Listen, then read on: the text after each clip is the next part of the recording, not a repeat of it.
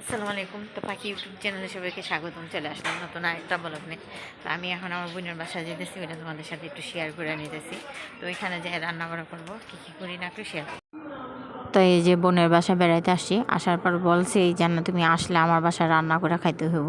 তো আমি ওই মতোই আসছি, আইসা দেখি একটা বেচা সব রেডি করে রাখছে।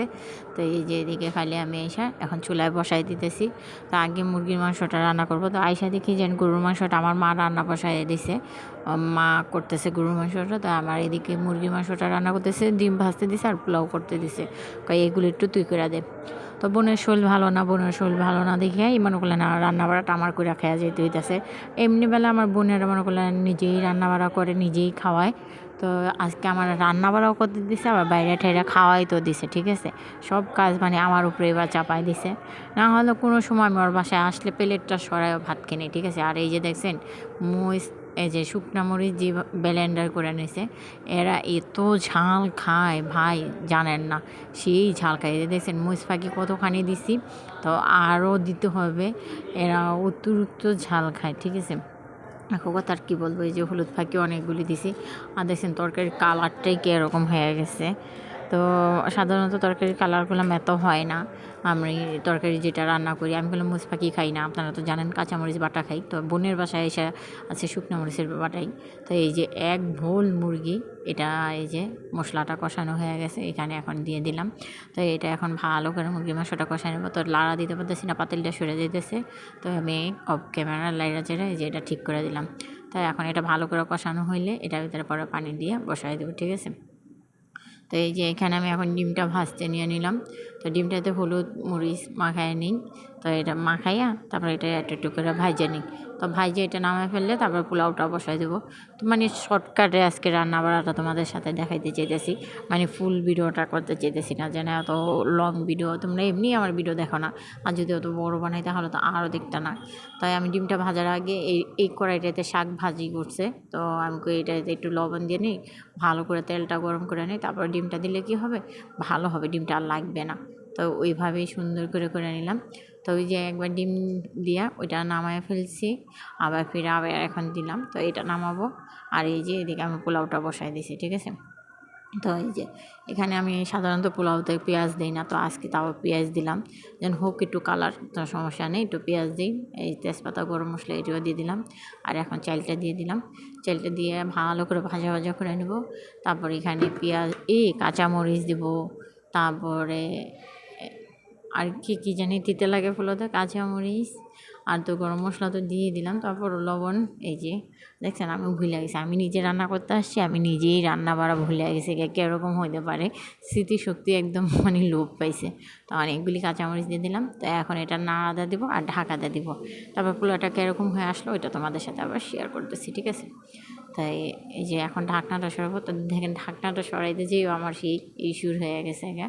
তো আমি সাধারণত কোনো গরম জিনিস ধরি, তো এই আজকে গরমটা ধরতে পারতেছি না, এরকম একটা ভাবসাব হয়ে গেছে।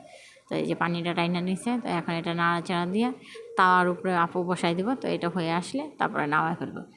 তো চলেন বয়স ছাড়া ভিডিও। আমাদের বিশ্ববাহিনীর টিম খাইতে পাইছে, আর আমার ভাইয়ের বউরা পার্লারে সাজতে গেছে। মা একটা কথা কম খারো, আগে ভিডিও টুক করে আলি, এবারে তোমার কথাটা। সবাই দুপুরবেলা এখন এই যে পোলাও মাংস ডিম এসব করছে বড়াপু, তাই এগুলি এখন খাইতেছে আর তোমার লাগে শেয়ার করে নিয়েছে। তা আমার বড় পোলা আজকে ঢাকা গেছে, বড় পোলা নাই, মাইজা পোলা ছোটো পোলা এরা দুজন আছে, আর তোমার তো বাইয়াও ঢাকা গেছে গা। দেখছো, সবাই খাওয়া দাওয়া শেষ হইলে তারপর আমরা বড় মাইসেরা সবাই খামো। তো এই যে সন্ধ্যাবেলা চা বানাই নিয়েছি, তো এখন চাগুলি কাপে কাপে ঢাইলে নেব। তো সন্ধ্যাবেলা আমাদের চা না খেলে ভালো লাগে না। বোনের বাসা থেকে আসছি, আসার পরে একটু মার্কেটে গেছিলাম আমার ভাইয়ের বোর জন্য কাপড় কিনে আনতে।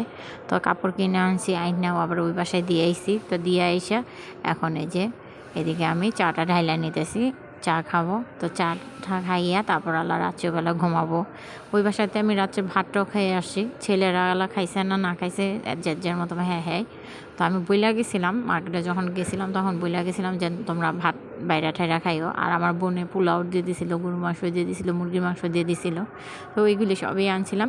তো ওদের বলছি একটু বাইরে বাইরে খাইতে, এখন খাইছে না কি শুরু আমি বলতে পারি না। তো এই যে আমি এখন চাটা ঢাইলা নিলাম। তো তোমাদের ভাইয়া খাবে, আমি খাবো, আপু খাবে, আর হলো আমাদের ছেলে খাবে।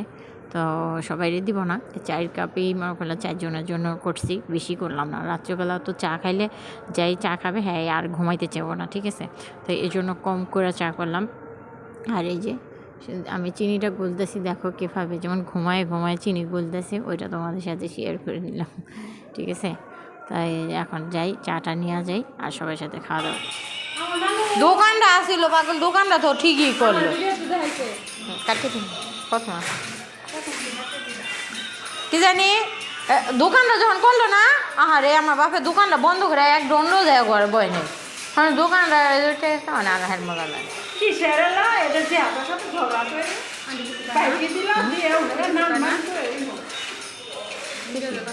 না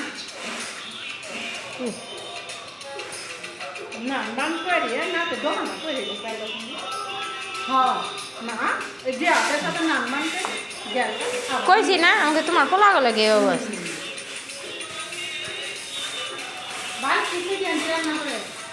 না বরাবরই একবার রান্না করে একদিন রান্না করে 2 দিন খায়।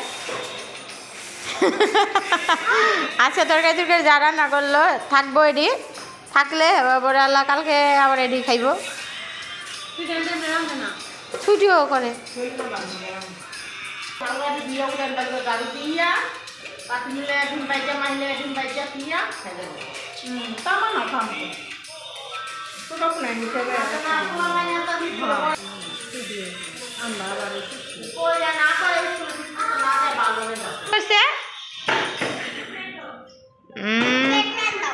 ভালো নাম্বারই পাইছে।